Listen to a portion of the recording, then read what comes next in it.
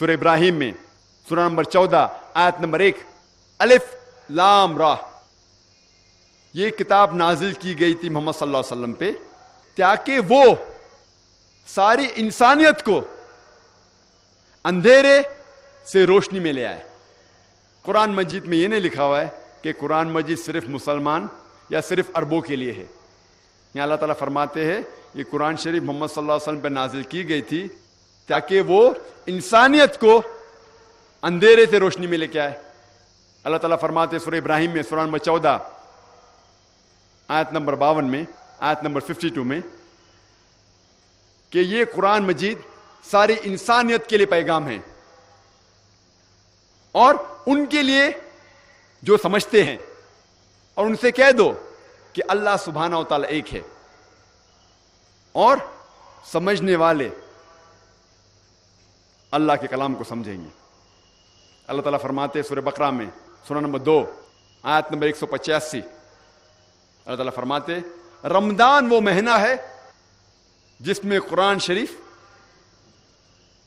نازل ہو چکا تھا اور یہ سارے انسانیت کے لیے ہدایت کی کتاب ہے تاکہ لوگ سمجھ سکے غلط کیا ہے اور صحیح کیا ہے. قرآن میں لکھا ہوا ہے کہ قرآن صرف مسلمانوں یا عربوں کے لیے ہدایت نہیں, سارے انسانیت کے لیے ہدایت ہے. اللہ تعالیٰ فرماتے ہیں سورہ الزمر میں چیپٹر نمبر 39 سورہ نمبر 39 آیت نمبر 41 میں کہ ہم نے قرآن نازل کی محمد صلی اللہ علیہ وسلم پہ یہ کتاب تاکہ وہ ہدایت دے انسانوں کو. قرآن میں یہ نہیں لکھا ہے کہ صرف مسلمان یا عربوں کو ہدایت دے, سارے انسانیت کو ہدایت دے. اور ہمارے آخری پیغمبر محمد صلی اللہ علیہ وسلم صرف عربوں یا صرف مسلمانوں کے لیے نہیں بھیجے گئے تھے. اللہ تعالیٰ فرماتے ہیں سورہ انبیاء میں سورہ نمبر 21 آیت نمبر 107 میں وما ارسلناک الا رحمت للعالمین, ہم نے تمہیں نہیں بھیجا لیکن صرف ایک رحمت ساری انسانیت کے لیے, سارے جہاں کے لیے. اللہ تعالیٰ فرماتے ہیں وما ارسلناک الا کافۃ للناس بشیرا و نذیرا, کہ ہم نے تم کو بھیجا ایک پیغمبر سارے انسانیت کے لیے تاکہ آپ لوگوں کو اچھائی کی طرف بلائے اور برائی سے روکے. لیکن اکثر لوگ اب بھی نہیں جانتے. ہمیں قرآن مجید کے ان آیتوں سے سمجھ میں آتا ہے کہ قرآن مجید اور محمد صلی اللہ علیہ وسلم ساری انسانیت کے لیے بھیجے گئے تھے, مسلمانوں کے لیے بھی اور غیر مسلمانوں کے لیے بھی. لیکن ہم مسلمان لوگ قرآن مجید کو سمجھ کے تو پڑھتے نہیں, لیکن اتنی حفاظت کرتے اس کی کہ دوسروں کو بھی پڑھنے نہیں دیتے. کہتے ہیں کہ قرآن مجید کو جو لوگ نجیس ہے وہ ہاتھ نہیں لگا سکتے, اور قرآن شریف کی ایک آیت کوٹ کرتے, قرآن مجید کی ایک آیت کا حوالہ دیتے ہیں سورہ واقعہ سورہ نمبر 56 چیپٹر 56 آیت نمبر 77 to 82 جس میں لکھا ہوا ہے کہ یہ وہ قرآن ہے جو اللہ سبحانہ و تعالیٰ نے نازل کیا اور اسے کوئی بھی نہیں ہاتھ لگائے گا صرف وہ جو مطہرین ہیں. لوگ سمجھتے ہیں کہ اس آیت سے یہ معلوم ہوتا ہے کہ کوئی بھی نہیں ہاتھ لگا سکتا ہے صرف جو وضو میں ہیں اور جو پاک ہیں. اگر اس آیت کی معنی ہوتی کہ کوئی بھی قرآن شریف کو, اس قرآن شریف جو مصحف ہے اس کو کوئی نہیں ہاتھ لگا سکتا ہے صرف وہ جو پاک ہے جو وضو میں, تو کوئی بھی شخص, کوئی بھی غیر مسلمان دکان پہ جا کے 100 روپے میں 150 روپے میں قرآن مجید خرید سکتا ہے اور ہاتھ لگا سکتا ہے اور قرآن مجید غلط ثابت ہو جائے گا. جب قرآن مجید کہتے ہیں اس کا مطلب یہ مصحف نہیں ہے, یہ قرآن شریف کتاب نہیں ہے, وہ ہے وہ قرآن مجید جو لوح محفوظ میں ہے, جس کا ذکر سورہ برج میں بھی ہے سورہ نمبر 85 آیت نمبر 22 میں. لوح محفوظ اگر آپ دیکھیں گے اس آیت کہ نزول قرآن کیوں نازل ہوا، کچھ لوگ کہتے تھے، کئی لوگ کافر اور مشرکین کہتے تھے کہ محمد صلی اللہ علیہ وسلم کو نعوذ باللہ یہ وحی شیطان کی طرف سے آتی تھی۔ اللہ سبحانہ و تعالیٰ فرماتے ہیں کہ یہ لوح محفوظ کے نزدیک کوئی بھی نہیں آ سکتا، صرف وہ لوگ جو مطہرین ہیں۔ مطہرین کے معنی وہ جس نے کوئی بھی گناہ نہیں کیا، وہ بالکل پاک ہے، صرف جسم سے نہیں، سارے طریقے سے۔ اس کے معنی ہے کہ فرشتے۔ اور اگر آپ پڑھیں گے طبری کے تفسیر کے اندر، وہ کہتے ہیں کہ یہ قرآن مجید کا جو ذکر ہو رہا ہے اس قرآن کا جو 7ویں آسمان پہ ہے لوح محفوظ میں، اور انہیں کوئی نہیں ہاتھ لگا سکے گا، صرف فرشتے۔ تو شیطان تو قریب آ ہی نہیں سکتا۔ اس کے معنی یہ نہیں کہ کوئی بھی انسان جو پاک نہیں ہے وہ ہاتھ نہیں لگا سکتا۔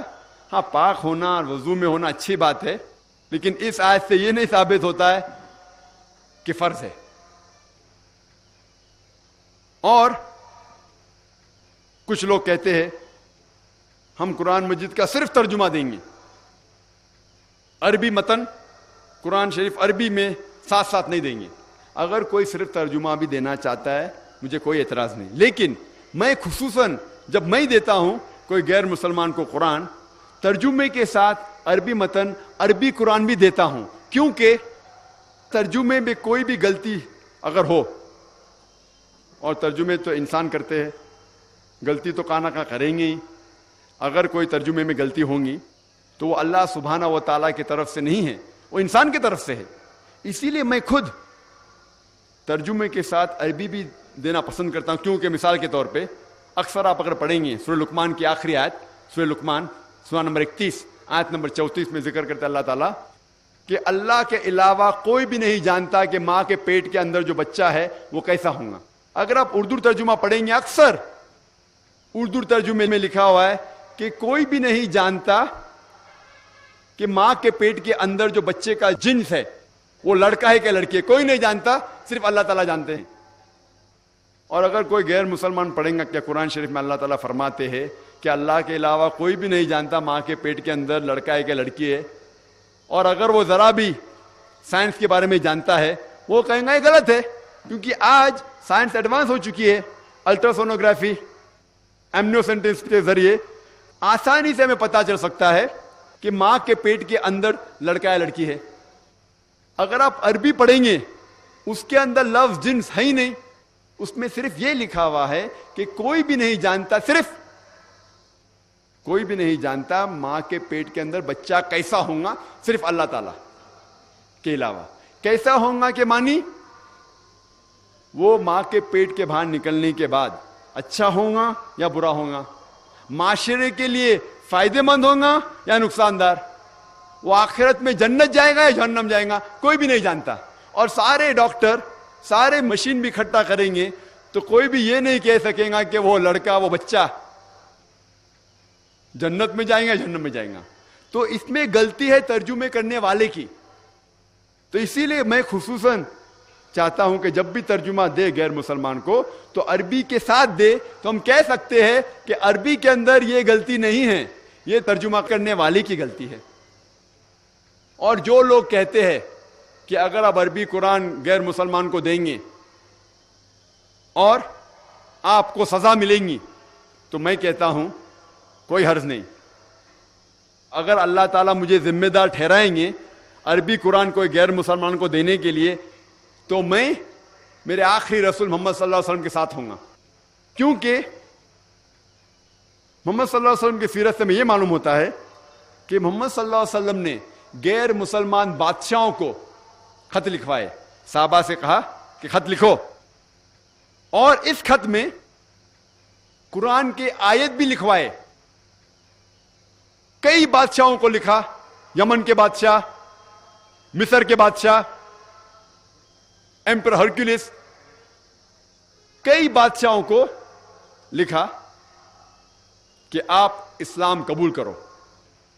اور اس خط کے اندر صحاباؤں کے ذریعے قرآن کی آیت بھی لکھی، اور کئی بادشاہوں نے الحمدللہ اسلام قبول کیا۔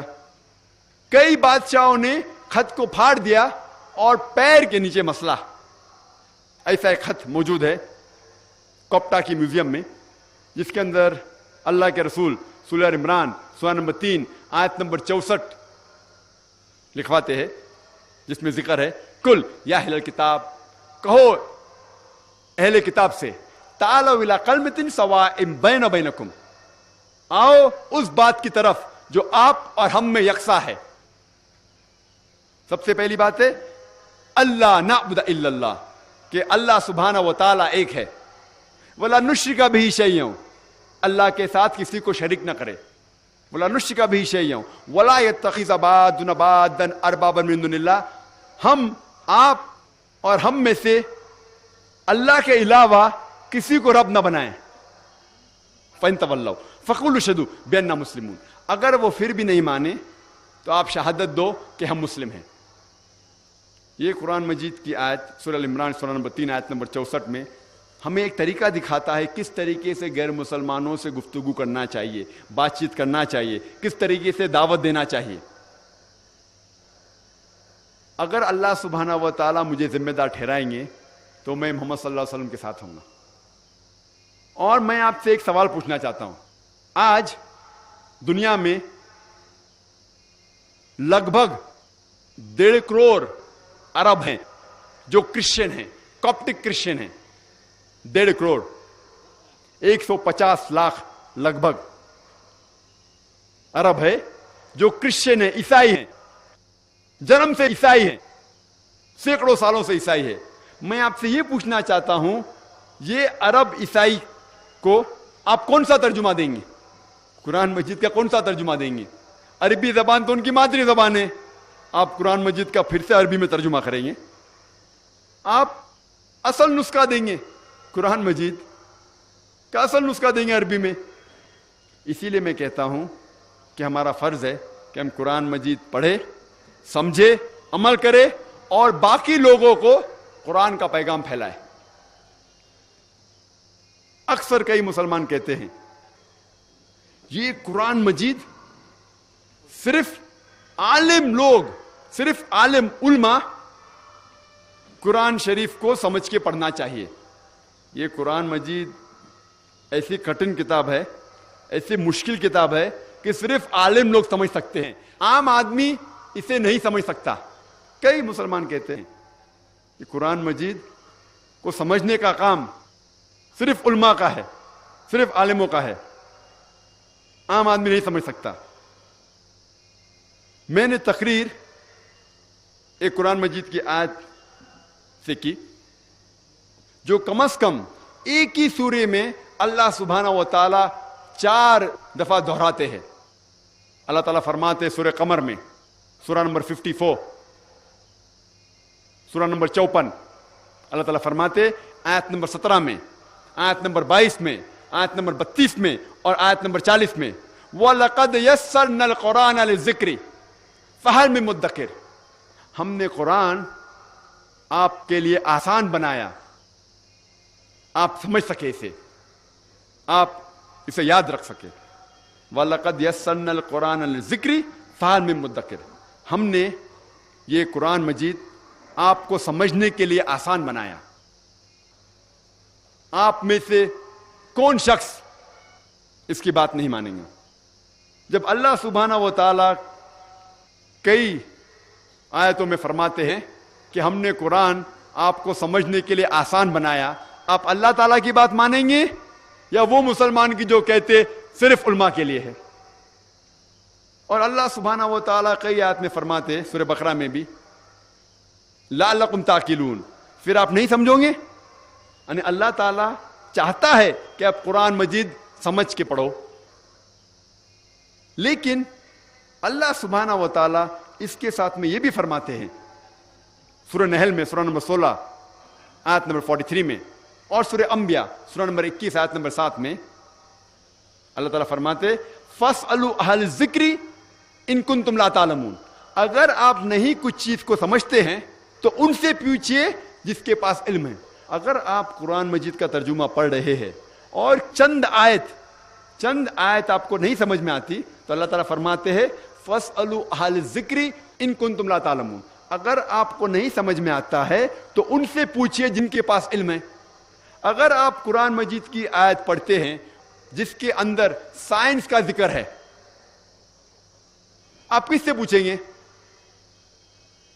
آپ اگر قرآن مجید کی آیت پڑھتے ہیں جس میں ذکر ہے سائنس کے بارے میں, آپ کس سے پوچھیں گے؟ حجام سے پوچھیں گے؟ موچی سے پوچھیں گے؟